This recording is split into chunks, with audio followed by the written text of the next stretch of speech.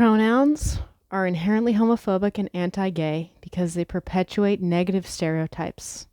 If a woman is masculine or a man is feminine and uses pronouns that are not pertaining to their real sex, like they, for example, they are seeking a loophole out of possible homophobia. If a man is seen as effeminate by larger society and goes by they, then people will see him as other.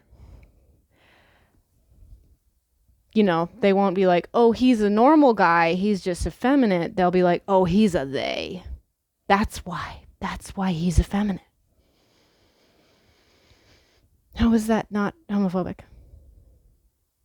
Any feminine man is still a man, and any masculine woman is still a woman. Pronouns coddle. No one can change their biological sex. I can't join the NFL. Is it right to coddle me by lying to me and telling me that I can? Yes, that's wrong. That's coddling, and it's actually unkind to coddle, though it may be more comfortable for some at times, which is pretty embarrassing. Reciting pronouns is done to coddle the less than 1% of people who have imaginary pronouns.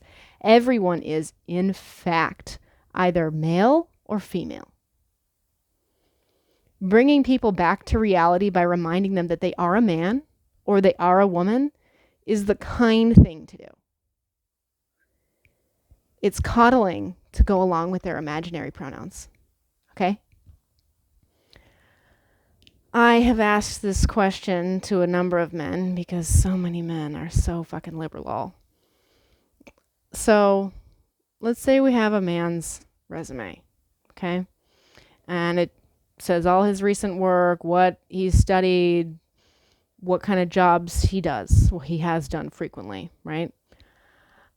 This is the question I ask men. If your name was eliminated from your resume and someone was just, someone you don't know was handed your resume and they read through it, and then another party asked them, hey, tell me about that resume you just read.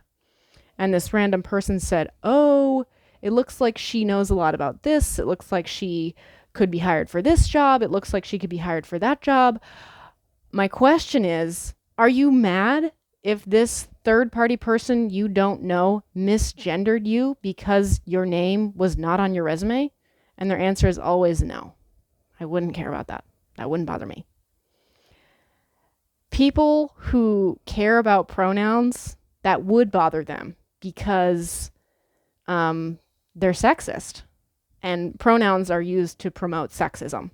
Okay? Clearly, like I just said earlier, if you're seen as other, if you're seen as an other type of person, then that's pretty much your excuse for being gender nonconforming. And you shouldn't have to have any excuse for that. No one needs any excuse to be the ways that they are physically, dress the ways that they do their hair the way that they do, have the mannerisms they do. I don't need an explanation. You just are you, and I'm happy about it, okay? The they thing is being like, oh, well, I'm like this because I actually go by they. Be a man. Own up to it. Be a woman. Own up to it, okay? You can make this imaginary loophole, but you can't make it fill out for the rest of society, okay? It's not going to work, and I'm not sorry, but I'm sorry you think that it will. Okay, so the trans cult. Oh, I'm going to say one more thing about pronouns. When do we use pronouns? We use pronouns when we're talking about someone who isn't there physically. If I'm directly speaking to someone, they don't ever say she, her to me about like, hey, is this your water? They're not going to say it's hers. It's she has that water bottle. No, because you're speaking directly to me. You're interacting directly with me. So why does someone need to micromanage your language that you use for them when they're not there? That's kind of cuckoo. Okay. The trans cult has successfully redefined what a woman is And this has directly and will directly result in fewer rights for women. How can women fight for their rights when they think that a woman is whoever identifies as a woman? We can't. The answer is that we cannot fight for our rights when anyone who's a woman is someone who identifies as a woman. And men who are going by they are helping that to happen. And women who are going by they are copping out of maybe being a masculine woman or maybe being a lesbian woman. And both of these parties are being bad examples for children, because a lot of the time these pronoun rounds, these reciting of pronouns, are done in front of children. And, you know, maybe one of these children who sees these people introducing themselves will grow up to be something like someone who they saw, who the child saw as going by they. Okay? So is that good? So they might then therefore be more likely to go by they when they are in fact a man or they are in fact a woman. That's perpetuating homophobia. You should be proud to be a feminine man or proud to be a masculine woman. I put that in quotes because I can't just say, you know, painting with watercolors is feminine for a man to do. And I can't just say, chopping wood is masculine for a woman to do, because one, that varies all over the United States. Two, that varies all over the world. So how can I say for sure that some man is feminine and some woman is masculine? I can't. Okay? Okay. The pronouns obsession wastes time.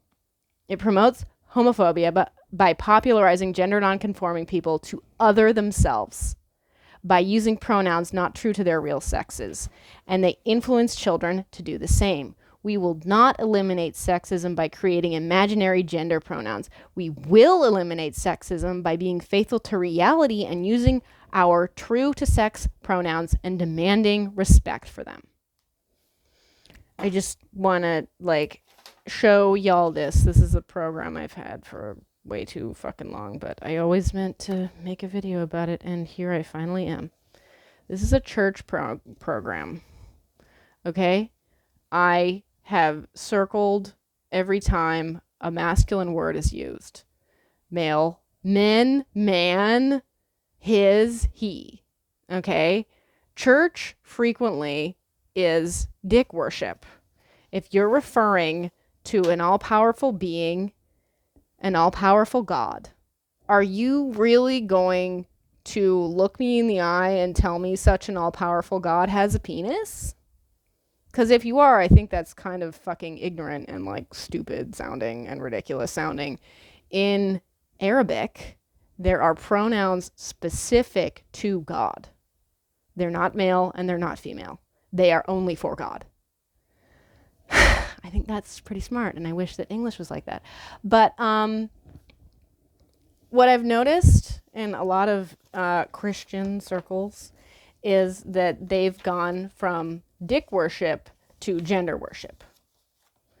They've gone from saying he, our father, he, his, man, blah, blah, blah, right, to reciting their gender pronouns.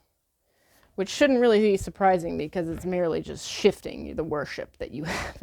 You know, you went from dick worship to gender worship. It wasn't that far of a jump. I think that's pretty embarrassing. That's not futuristic. That's kind of my new insult, by the way, is that's not futuristic. That's not what people in the future do. People in the future do not have imaginary pronouns. People in the future go by she, her, he, him, and they don't have to fucking recite it. Also, how can you can't ensure what someone refers to you as when you are not there. You don't know what they're going to do there. You have no idea. So why waste your time trying? You know? Also, I think that this was an attempt at eliminating sexism. You know, the imaginary genders thing was an attempt at eliminating sexism. It was an attempt at creating an imaginary gender, but no one is an imaginary gender because gender isn't even real. Sex is real.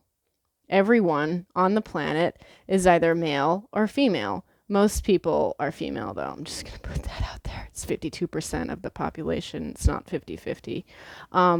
Even people who are intersex, if you do a DNA test on that person, even though they might have ambiguous genitalia, you will find that they have either XY chromosomes or XX chromosomes. So they are, in fact, male or female.